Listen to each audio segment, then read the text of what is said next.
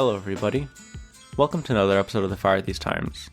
I'm Ayman Makarem, and in today's episode, I'm joined by Elia and Israa to talk about my latest video essay, Where Are the Arabs?, which is available on YouTube if you want to watch it. The episode that we recorded ended up being an extensive one, so we decided to break it up into two parts. The first part, which you're about to listen to now, includes an overview provided by me of the video essay, so it doesn't necessarily mean that you have to have watched it to be able to engage with this episode. I also provide context for when and why I wrote it, as well as getting feedback and responses from Elia and Israa. We discuss the anti-intellectual trends that we've noticed around discourses of things in our region, and I provide some additional information and analysis that I left out of the initial video essay, so that's kind of exclusive content if you want to hear something more that's in the video essay, but I didn't really go that much into it. So, with that said, I hope you enjoy this episode.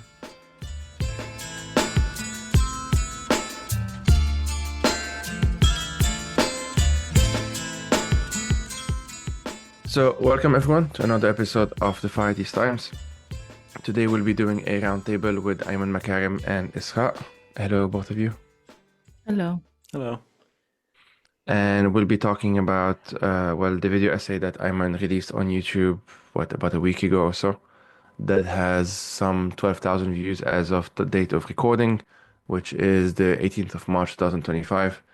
And we wanted to do a roundtable about the kind of the main themes and the main topics where the main themes are discussed in the video essay itself, as well as give Ayman also the space to talk around it, like things that he would have wanted to explore and stuff like that. You don't have to have watched the video to follow this conversation, although of course we encourage you to do so at any point in any case. And given what's happening in Gaza once again now, the topics that Ayman develops and explores have unfortunately become even more prescient. So yeah, that's what we're going to try and do today. No, so first of all, thanks for doing this, you two. It took me 4 months to write and develop and edit this video essay, and I was doing it all throughout the war in Lebanon, the escalation of the aggression, in my home country, and also with everything that's happening in Gaza, the genocide, and everything that's also escalating in the West Bank. And towards the end of the writing, the Assad regime fell in Syria, and again, also immediately after Israel expanded its occupation of Syrian territory.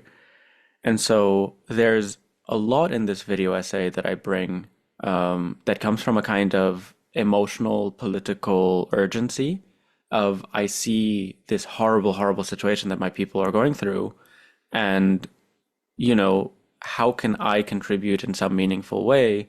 I'm a writer. I'm now doing more podcasting, more video stuff, and there's definitely a lot of things that I see lacking in the discourse, but also in how we go about things, how we understand the situation, and how we understand ourselves within the situation, what we can do, what has been tried, what failed, or rather, the certain limitations.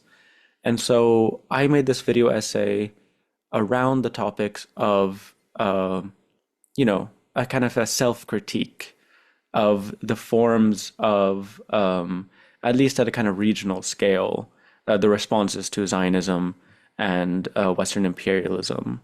And so I picked the question, where are the Arabs? Because it's a question, and I talk about this in the video essay at the beginning, it is a question that has a history in itself.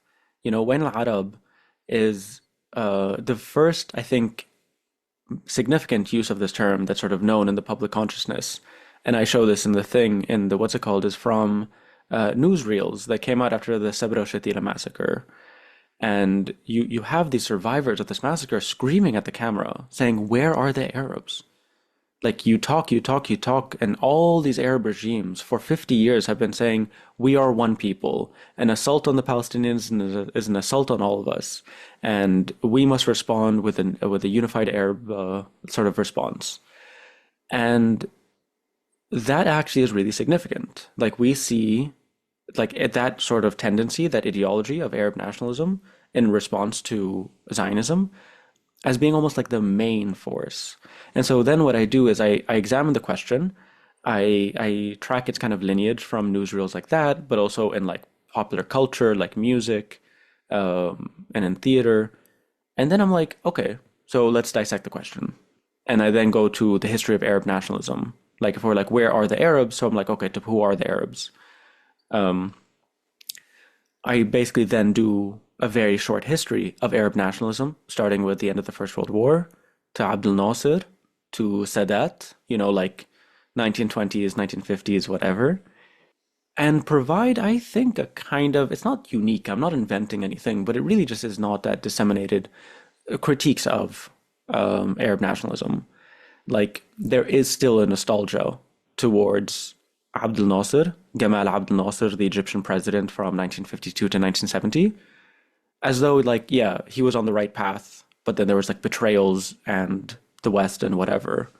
But especially as leftists, there's a lot of serious critiques of Abdel Nasser and of the free officers and of this entire tendency of Arab nationalism plus Arab socialism, which again I discuss and I provide my critiques, but it's not by any sense of the word like extensive, because again it just would take too much time. Well, we can definitely talk about it more here.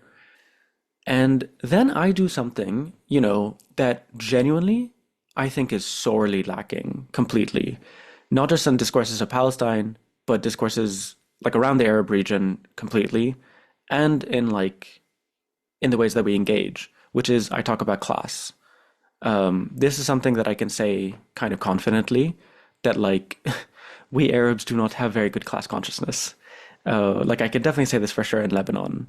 This was one of the great things that was happening after like the 17 October uprisings, which is people were for the first time for in a while kind of openly talking about the oligarchy, the bourgeoisie, the ruling Is class. because October and the number seven is associated with something else these days. What we are referring to is the October uprising in Lebanon in 2019. Yeah, yeah, October 17. Um, and so I do a class analysis of these regimes. It's very kind of like basic because I'm not a Marxist. I'm not someone who's like super deep into these things. But I try to bring out some of the class analysis that already exists, but these thinkers are like heavily neglected. So like I talk about Hassan Kanafani, and Kanafani, I think a lot of people know him, but very few have actually like engaged with him and his work and his writings and his legacy. He is someone who, honestly, it's a bit sad. Ghassan Kanafani, for those who don't know, was a Palestinian revolutionary, militant, organizer, and intellectual and poet. He was assassinated by the Israelis in Beirut in 1970, 1971, 1972. But anyway, if you know Ghassan Kanafani, you've seen the clip of him saying, being interviewed by an Australian broadcaster, why don't you talk? Talk to whom?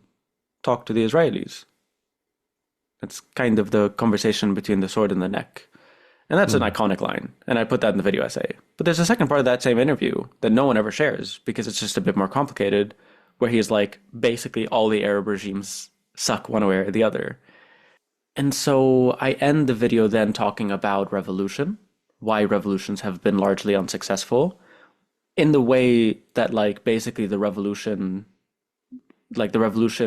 in the Arab world, it's not only like a necessity, and I think we largely forget that the Palestinian struggle, as we understand it, did start with something that's described as the Palestinian Revolution of 1964.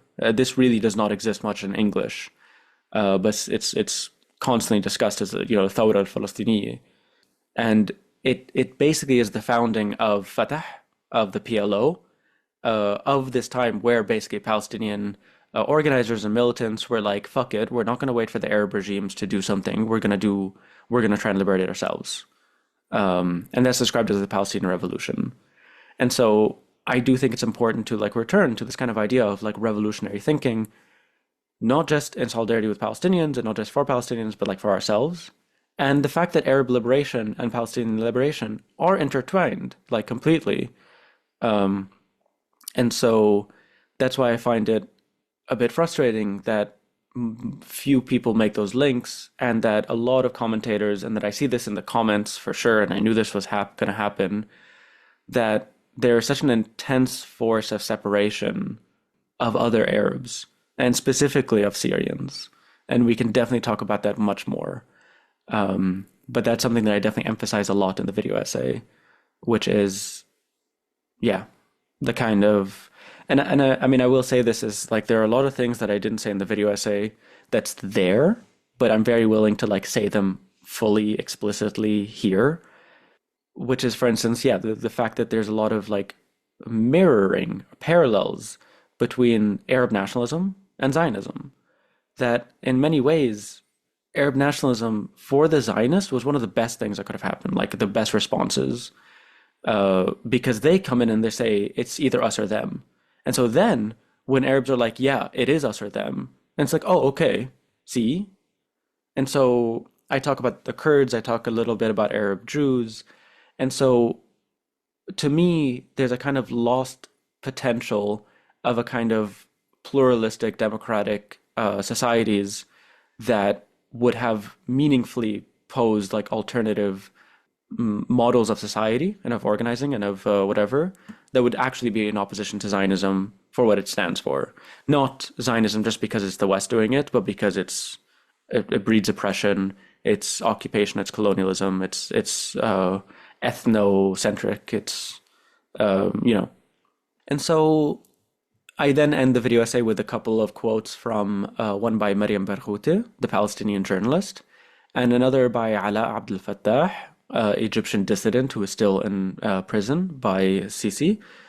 There's an active campaign at the moment. His mother is on hunger strike. She has been for, I think, almost 100 days. Yeah. And I think those quotes are really, really, really important. And again, one thing that I do with all my work is constantly try to, I am an Arab. I'm an Arab leftist. I feel myself in the center of a lot of these things, but it's not to say, hey, listen to me. It's like center more Arab voices. Again, a political prisoner, a Palestinian journalist, a Palestinian poet, because I think that's really lacking, and like actually engaging with those things as opposed to just using them for clicks. And so that's the video in a nutshell. I can talk a lot more about a lot of stuff. I have a list of things that I didn't talk about that I could talk more about. But I think actually, honestly, now that we're here, I would love to hear from both of you what your responses, your reactions, your reflections, because there is a lot, and it's a lot that we already deal with, like in the podcast, in our side conversations. But yeah, talk to me. I so I had watched it the first time around about a week ago, and I wanted to rewatch parts of it today after, well, really while it was still happening, and as we're talking now, it's also ongoing. I'm referring to the bombing of Gaza, the ending of the so-called ceasefire, which was never really a ceasefire because the Israelis don't really do ceasefires. And it may be the bloodiest day so far. At the very least, it's up there. Over 400 Palestinians killed. Rami Abdo, who's a acquaintance, I don't really know him that well, but he's the director of the Euro-Mediterranean Human Rights Monitor. He posted on Twitter that he lost his sister and her entire family at 4:30 a.m. Local time. And we woke up to this news, of course. And I thought as well about those scenes that you've mentioned that we've seen in documentaries and news footage, well, mostly news footage, but also just I'm fairly certain like I've heard that, like on the streets or something. I've heard someone say that or something like when Arab, where are the Arabs? And obviously then the video came to mind, so I rewatched parts of it today. And you do a really good job. I mean, I told you this anyway, but like going through people that are not usually either not they're not platformed, but they're not talked about as much. Or the bits like Ghassan Kanafani, the bits that people focus on are like the easiest sound bitesy stuff and not the more complicated, messy, nuanced stuff. I think a bit, there was an interview with Rashid Khalidi on a podcast called Bad Hasbara, which I don't really know, but I know that he was interviewed on it. I listened to that one. And because it was after the fall of the Assad regime, you could get a sense from the interview that like a lot of their own followers or listeners or whatever were talking about it. Like, was the Assad regime good for the Palestinian cause and so on? And just the fact that it's a question, right? The fact that it is a debate and whatnot. And Khalid did a good job, explaining because he was in Beirut in 1976 when the Syrian regime invaded to support the Kataib or the Phalange, and committed, among many massacres, most notoriously the Tal Zata massacre, and in many ways forged the path towards that facilitated at the very least the Israeli invasion, as you yourself put it, in the video essay. Because by the time they did the full-scale invasion in 1982, well, the groups, the people that could have done most of the resisting were either destroyed or crushed or whatever. Also to support the phalanges, i.e. the Kataib, as you also explored in the video essay. So I like the fact that you went through these different dimensions. Of course, as you also said in the beginning of this conversation, that class often is the one that is set aside. And Mehdi Amel is kind of a quintessential example, at the very least, for us.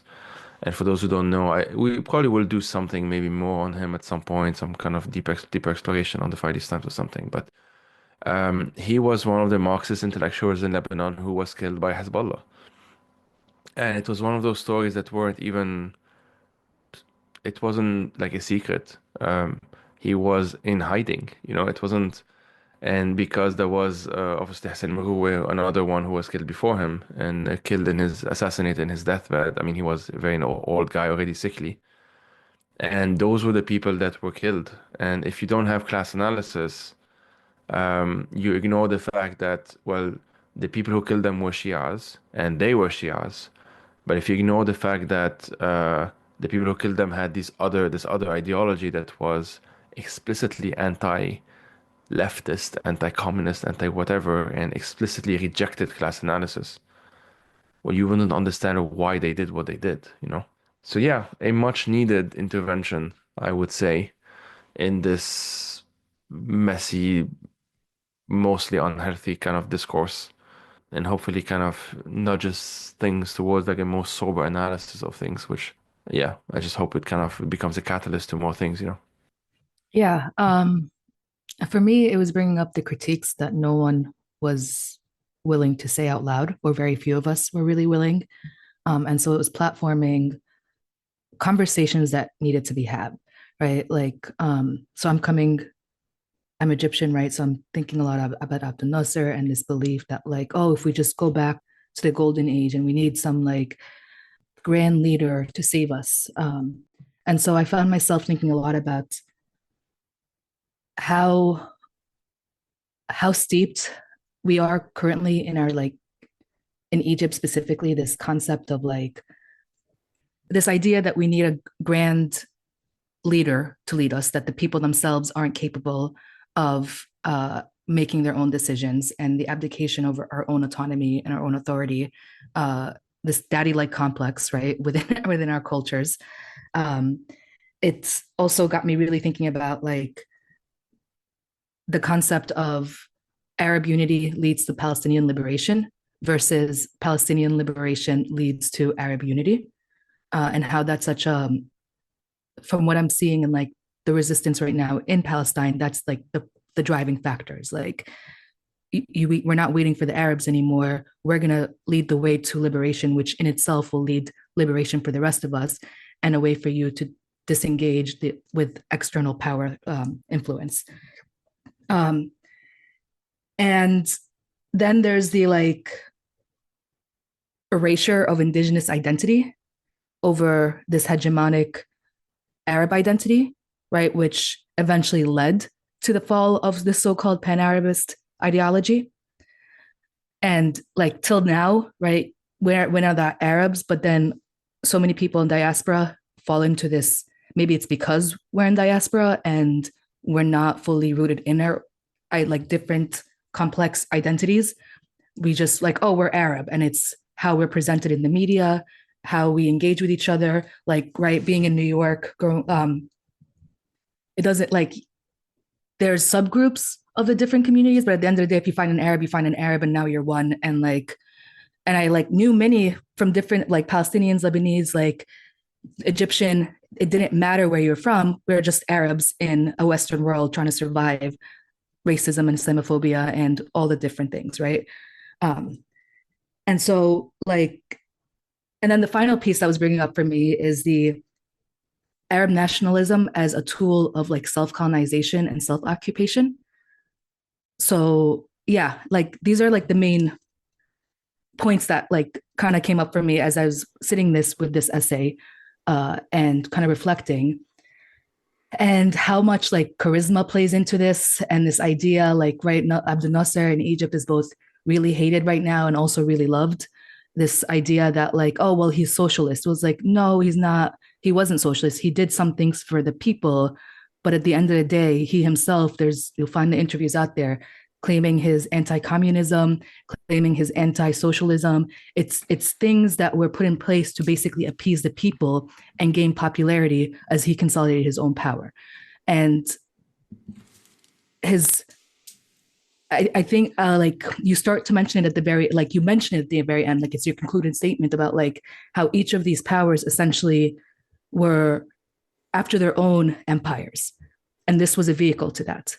And if you look at like Abdel Nasser's rise to power, it was a very strategic consolidation and a very like one over like it gave the impression that again he's for the people, he's doing things to improve Egypt, he's doing things to like separate Egypt from nationalism, occupation of the British and like external influences. But it was also in the same process arresting and repressing and oppressing anyone who dissents, right? The same mechanisms that we're now seeing in Egypt by Sisi, which nobody's talking about pan-Arabism with him, right? It's just straight up dictator and straight up dictator and repression. But that foundation was built by Abdel Nasser. And so when you hear, like, when we go back to Palestine, we go back to what's happening right now, and we see the same conversations with Syria and the same conversations with Iran. It's like, oh no, but at least they're anti-imperial, like not even anti-imperial, at least they're anti-American. And that was the same, like, I think one thing that wasn't implicitly said in the video was that this rise of pan-Arabism was during the anti-colonial movement post-World War II. And so anything that was anti-American or anti-West was seen as like a decolonial, anti-colonial movement. And it completely ignores the fact that they were in themselves trying to build their own power and their own empires and like trying to strategize, how do we take this? And so recognizing that like, oh, Egypt alone is not going to have enough power to stand on its foot in the world stage. But if we somehow make all of us the same, then we have more power and we could influence world stage, right? So there's a lot there. There's a lot to unpack. And I feel like you basically set a foundation for to like go deeper into in many different angles. Mm. And because I mean, you make a very good point, and I mentioned this a little bit in the essay, but it's like quite a deep point that people, even those who mention it, only kind of mention it in passing. But I have a friend after the video essay who like sent me a lot of links of Egyptian communists who were imprisoned and tortured and in some cases killed by Abdel Nasser. And so, I mean, people also forget that like at the beginning, okay, he kicked out the British, he like fought the French and the whatever, and the British and the Israelis in 57. But at the beginning, he was kind of supported by the US because he was seen as a kind of a guy who was going to fight communism, and he did fight communism.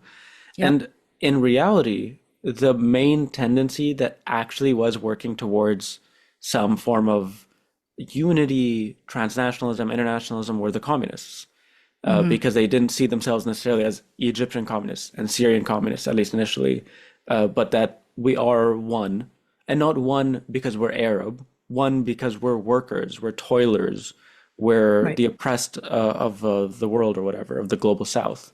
And so, Right. yeah, the same logic of like, we are stronger if we're together, that's communism, you know what I mean?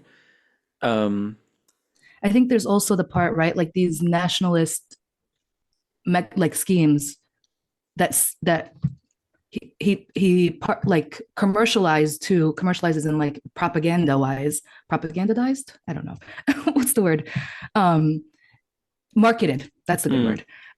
That he marketed to the people as like I'm with you weren't actually for the people, right? Like this the the Aswan Dam, right? That mm, wasn't because he was trying to do something for the people. It's because agriculture was such a huge part of the economy, and he needed to figure out a way to get the economy done. But then even in the Suez Canal, it wasn't because, hey, let's take back our own resources. It was because I have to figure out a way to build the Aswan Dam after the U.S. said no, and so I'm going to take over the Suez Canal, right? And so these like mechanisms weren't actually about bringing back power to the people. It was about him figuring out how to monetize and capitalize on for his power and consolidate his power even more, but market it in a way it's like I'm doing this for you.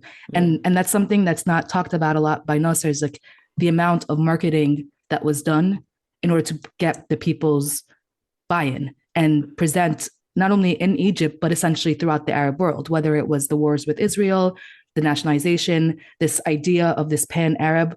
Like I was listening to the audio clip of his assassination attempt in Menshea in Alexandria. And because he was doing it right, it occurred while he was giving a speech.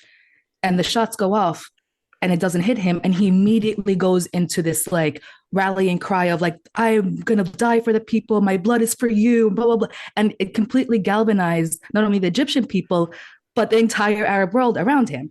And that's not collective like way of being. That is an yeah, authoritarian. That is what we're seeing right now with Sisi's propaganda of like Egypt is one, especially after the fall of Assad, and they're trying to attack us and they're trying to do this, but we're going to be here together and blah blah blah. And right, like same mechanisms, different point in time, I guess. yeah. No, and so basically, a lot of the video essay or a lot of the critique that's there that is one of anti-nationalism and anti-statism, because I think, and that's why class is so important to always mention, because yeah, for instance, in the nationalizing of the Suez Canal, for example, was a blow to uh, like the upper bourgeoisie and to imperialism. Uh, and this is in the video essay a bit about like it's against the feudal class, but and it brings it into Egyptian hands. But then this is the problem with nationalism. It's like, okay, but what is Egypt? Like when we say it's good for Egyptians, Mm-hmm. does that mean it's good for like the masses of people? No, it's good for the bourgeoisie, the people who are going to control these things. And that's why I use Fanon. And Fanon has a very good critique of the colonial and post-colonial middle class. Um, Mm-hmm. and I think we've seen that in the last like 50 years, where it's like they are intermediaries. Like, where is the Egyptian manufacturers? Where is the Egyptian like car manufacturers, pharmaceuticals, textiles, whatever? It's all just like middlemen for European companies and American companies. And so I have this generalized critique of the nation, and I try to bring this to the fore, where it's like this is good for Egypt, but it's like, is it good for most Egyptians? Um, Mm-hmm. Mm-hmm. and so I will say before getting into it, the one thing that I was gonna do, but I refrained from doing, which is talking about Arab populations. I talk about the leaders, I talk about the regimes, I talk about the states, I talk a little bit about people, but I do reckon with the fact that it's not just like a choice to be allegiant to, let's say, Sisi or to even to Assad at the time.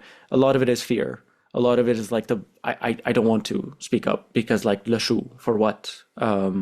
There's a lot of repression, and that's why I mention that most of these regimes operate purely on like a carceral system, as in like it's like in Egypt, like the reason people don't speak out is not like everybody loves Sisi. A lot of it is just like we're afraid to, because if we do, we've seen what they how can they can just massacre us or how they can imprison us.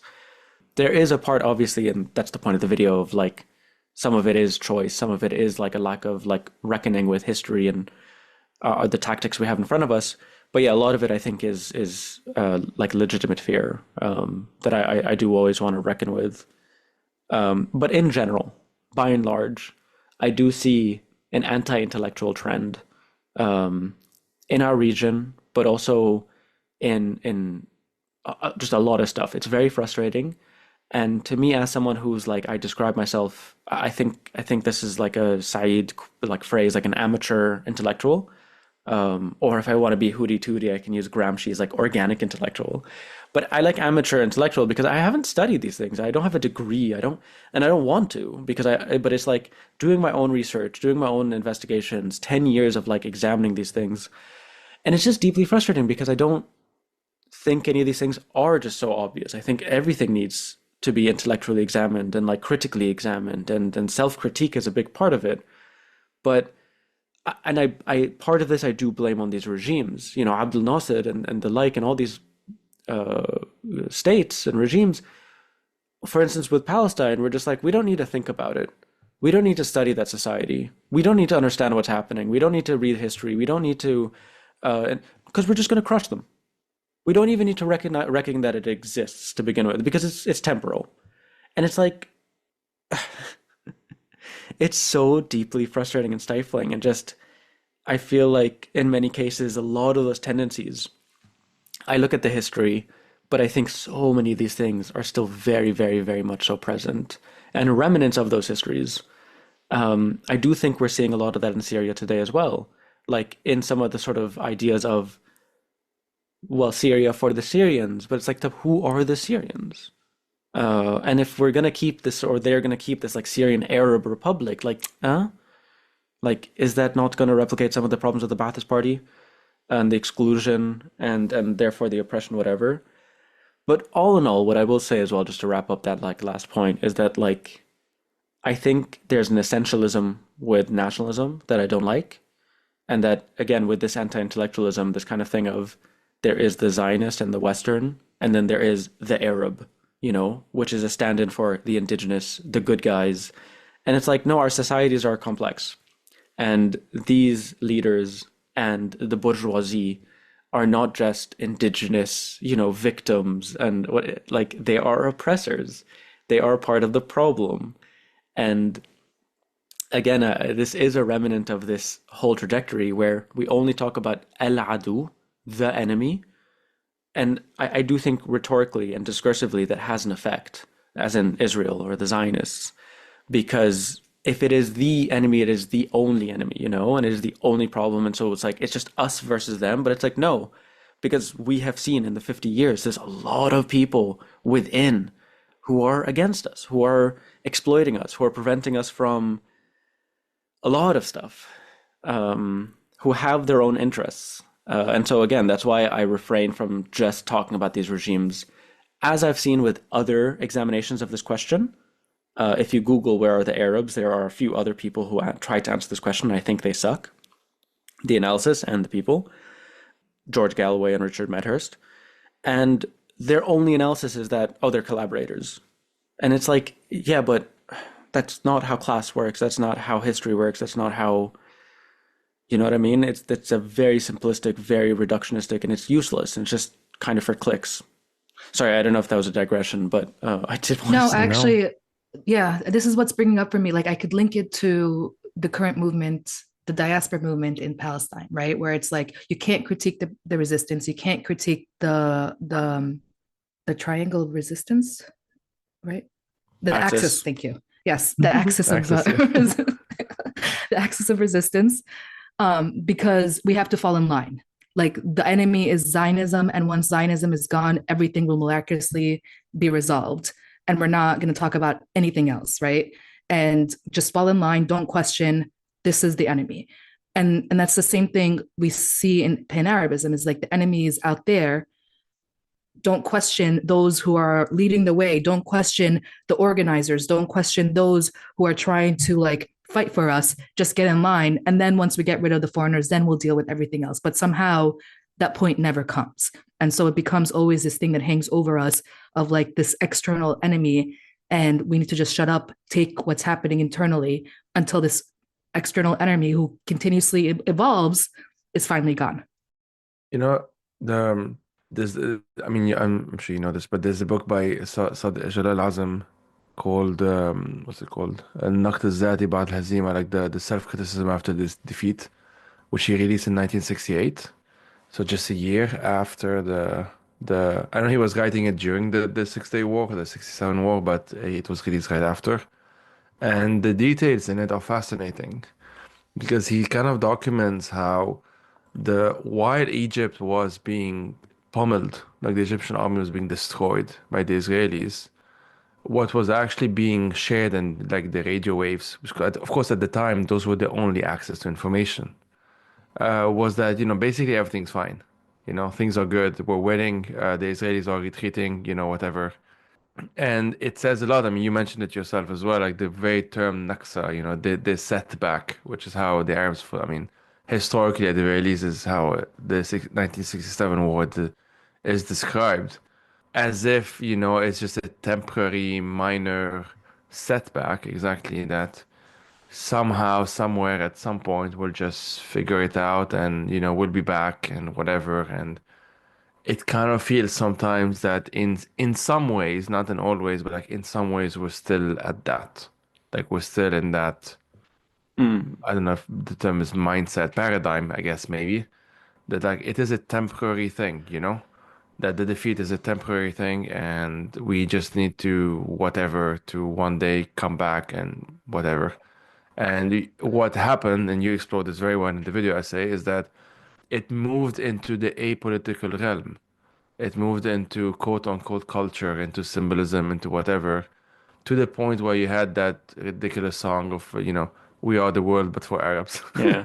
And what's it called? The Arab Dream or something? The Arab Dream, yeah. The Arab Dream, الحلم العربي. Which I wasn't allowed to put the fucking music because of YouTube, so it really pissed me off. But like people can look it up. But when they performed it in Beirut, some of them were not allowed to come for visa, political reasons, whatever, which is very ironic, of course. And then there was a fight in Beirut itself between various whatever. And that was kind of, but okay, but then you mentioned you showed that I think it was an Al Jazeera journalist who's saying that like, we came here, I'm paraphrasing, like we came here to celebrate the Arab dream, but some people came here and introduced politics, something like that. It's like, but so what you wanted is not politics, what you wanted is a dream. You just wanted quite literally just a dream, an escapist fantasy, which I'm all for as long as we recognize what it is, But yeah. But yeah, it doesn't replace actual analysis, actual critique, actual self-critique. And yeah, even this Al Jazeera journalist says this really funny thing that I kept in there, where it's like, yeah, it's going to remain a dream with these political parties and these regimes. I have a whole thing, actually, that I left out of the video essay because it was too much, and I knew I wouldn't be able to fully deal with the backlash. But I'm going to say it here. There's a lot of really fucking interesting parallels, in my opinion, between 1967 and the 7th and 8th of October. I'm going to go through it. And I think it's honestly fascinating. I haven't seen anyone do this, so I was like, this is exclusive. So part of the reason that Egypt was so thoroughly, and Jordan and Syria, defeated in 67 was because they were not prepared for a war. They were goading a war. They were doing what's known as brinkmanship, like sending their armies into the Sinai and whatever, and like openly threatening. But if you read the history, they were not actually gunning for a war, right? And what happened, for those that don't know, is that Israel conducted what they call, and I don't like this term, and I refute it every time, a preemptive strike. And that is basically how the Israelis have operated ever since. When they went into Lebanon in 82, there's like an operation that's going to happen and we need to prevent it from happening. Even today, with their re-engagement, with the escalation of their aggression and genocide in Gaza, what they're claiming is that there was an attack that Hamas are planning and we need to preempt it. And it's disgusting. But it's like it's the same tactic, it's the same logic, and that was used in 1967. But something that's really important that most people don't know is that Abdel Nasser and the Egyptian army was heavily involved in a civil war in Yemen. There were thousands, if not tens of thousands of Egyptian soldiers, and that history is very complex. But it is definitely not something that Abdel Nasser had to do. It was a choice. And it was part of his project of pan-Arabism and the like, and defending other socialist, nationalist, whatever. And so when the Israelis attacked, and you see it in the footage, the planes that the Israelis destroyed were on the tarmac. The planes were uncovered, unprotected. There was no emphasis on defense, on air defense, on monitoring the skylines. I mean, only a few months before the attack, there was this ridiculous, insane event that happened. Some Israeli politician who was like pushing for a peace deal with the Egyptians decided as a gimmick to get on a plane and just fly to Alexandria. And he did. He did. The Egyptian Air Force and Air Defense did not spot the plane, and it landed in Egypt. And so this was a kind of signal that their defenses, they didn't have any defenses, they didn't know what was going on, that like the Israelis could just go over Egypt. And even after that happened, the Egyptians didn't prepare. And so there's a lot of stuff where it's like, the goading, the Israelis essentially calling their bluff, and the fact that the Egyptians were tied up in another war, right? So like there was a bluff of like, we are prepared for war with Israel, we're going to go involved, but actually they're all involved in Yemen. And like you say, Elia, there is this really interesting Egyptian film called The Sparrow in 1970 by Youssef Chahine, like one of the most well-known Egyptian filmmakers. And it depicts this exact thing. It depicts this sort of like scene of what's going on in Egypt. And like, I mean, spoiler, but it's just still a fascinating film. It's set during the lead up to 67, but it's this almost like, there's like class issues, there's a detective, there's a military thing, whatever. But it comes almost as like a shock at the end. They're like, oh, the Israelis have attacked and destroyed whatever. And they show in the film, it's a fiction film, but it's really what happened, is that almost immediately the radio waves are saying, we shot down 20 of their planes, we shot down 30 of their planes, we're winning. And this was obviously like to boost morale. But this was also sent to the Jordanians and to the Syrians. So it's like, hey, we're winning, so get involved. But actually, within the first hour, they had lost like 80% of their air force. And so the Jordanians and Syrians get involved on a false pretense that actually things are going to go well. And they get destroyed as well. And so there is this sort of fantasy, this sort of illusion of like we're basically always right next to victory. So fast forward to now, to I think more specifically the 8th of October, the decision by Hezbollah to get involved with their support front. Part of the reason for me, and again, people don't like to talk about this because, I mean, shit's fucked and like, it's hard to talk about these things at the moment. But there was definitely to me that very obviously that first of all, when Hamas did the 7th of October and like what they were banking on is that this so-called Axis would get involved. They didn't. And that's a really important parallel because 67 did start by the fact that there were Palestinian militants in Syria who were attacking Israel from Syria. And so it's very much so Palestinians acting autonomously and being like, you're going to have our back, right? Because that's all you fucking talk about. So we're going to do our operations and you're going to have our back. And so it's like almost called the Arab nationalists' bluff. And that's the same thing that happened here. Because none of the so-called Axis, I mean, maybe Ansar Allah in Yemen, but like are actually serious about what they've been talking about for 10, 15, 20 years. And so then like Hezbollah engaging, they didn't want a full-scale war. They said as much. They kept saying it. And like it was very clear by their actions that they were constantly being incredibly, incredibly tame, even till the point of like in September of last year when the Israelis were really escalating. Like Hezbollah kept pulling back and being like, no, we're not going to really get involved. They just kept threatening. And obviously Iran never really got involved. They only did these two theatric attacks or whatever. But so part of the reason, to me, in my mind, of why Hezbollah faced the defeat that it did in the last few months and in September and October and whatever, is because they were not prepared. It's because they were more rhetoric than preparation. To me, there's something so like I feel lied to, you know? And even me, who was very critical, who was very like, I don't buy bullshit. But when they said the Israelis would not dare come into Lebanon because we're a deterrence, and then the Israelis did, and there was no deterrence. And being a big part of it, let's be completely real here, is because they'd spent the last 10 years in Syria. Is because all their infrastructure, so much of the stuff is in Syria. These reports that the pager attack, the fact that the Israelis were able to penetrate their security apparatus so like thoroughly, is because by being involved in Syria, Hezbollah had to share all their intelligence with this ragtag, like notoriously shitty Syrian army and bureaucracy, and the Iranians and the Russians and other militias.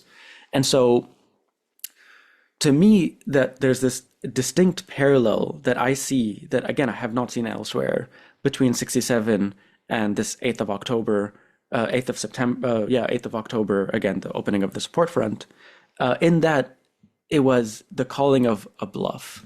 And to me, again, one thing that I was like really fucking just frustrated at as a Lebanese is because like there was no defense. There was no air defense. Like there was not a single Israeli jet that was shot down. You know what I mean? Like if you're really, sorry, I know I've gotten a bit deep into this thing, but like, yeah, to me, there's this really fucked up parallel. And then, and I say this a bit in the video essay, and I cannot talk about this without getting like deeply, deeply emotionally engaged and charged. And I think that comes across in the video. I literally could not say the lines, but now I'll say it a bit more clearly, because Naim Qasim, the new head of Hezbollah, you know, they killed Nasrallah, they killed Safieddin. And now here's this guy who's like a low charisma cleric coming up and saying this was a victory. Like, you fucking what? Like, why is it you saying this? Why are you saying it? Because they killed the guy. Like, thousands of martyrs. They're still occupying the country. They're more emboldened than ever. They're not going to stop in Gaza. Any of the aims that you've been claiming for, you did not achieve. And so for you to come and say that it's a victory, I find it, like, again, I use the word gaslight, and that's obviously just like kind of a minimal term. It fucks me up. Yeah, and I just genuinely cannot talk about it without getting like actually angered, because it's a kind of a delusion that I can't piece together, you know? It doesn't fit. Yeah, I think it's what you're bringing up is really affirmation how much this external boogeyman is so vital in the like repression and the silencing of dissent, and basically the get in line motto, where it's like, we look what without us this boogeyman is going to take over. Forget that, like, we actually can't stand up to this boogeyman. Forget about the facts that we're doing, but we're the only ones that are doing it and nobody else. And yes, to a certain extent, right? Like, but also, like you're saying, it's a defeat. And we're not even admitting that we're being defeated. We're not even going in the defense. We're not even taking the parameters that we need to take to make sure that there's some kind of defensive front. It's just this illusion of this big bad boogeyman who is just sweeping in through and taking over and demolishing. But without that, then there's too much space for pushback, and you can't have that.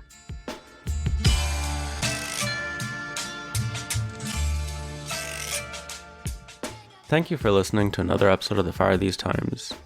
That's the conclusion of part 1. Part 2 of this episode will be released next week and includes more responses from Elia and Israa and a larger exploration of what it means to be doing this type of work. If you appreciate this podcast, please consider supporting it by becoming a member of the Patreon at patreon.com/fromtheperiphery. Beyond that, please consider supporting us by leaving a review or a rating wherever you're listening to this podcast. If you're listening to it on YouTube, like and subscribe, and most importantly, tell your friends and family. Thank you so much for listening.